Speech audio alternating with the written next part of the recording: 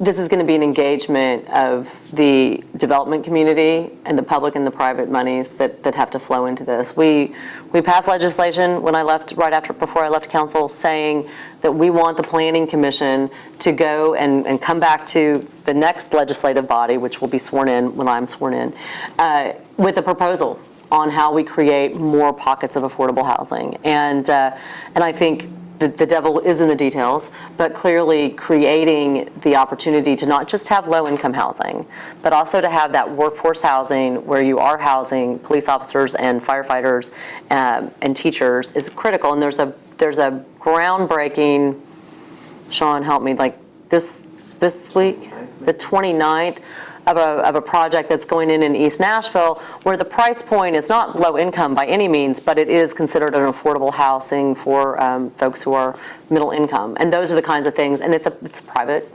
developer, but he's very excited about trying to do that. Those are the opportunities that I see as well, and clearly it is having with the builders, but Germantown's a great example. So you might remember, it's been several years ago, but there were public dollars that were made available for some of the first initial investment in Germantown.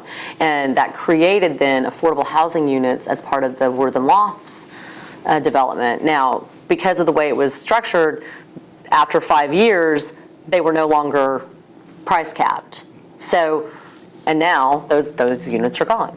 But it helped that person that time get into that unit at that moment, and then helped them create some wealth.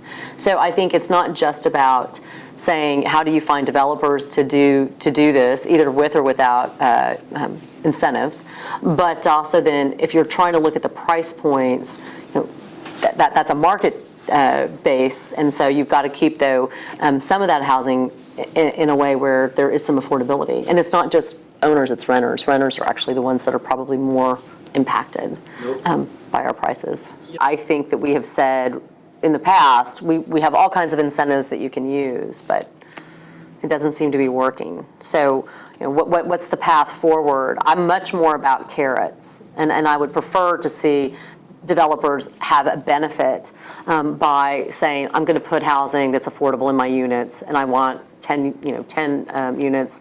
That's my preference, but let's see what the Planning Commission identifies as best practices in other cities, and also what's worked in other cities. We are not the first place to have this happen, so we can learn a lot from where others succeeded and where others failed.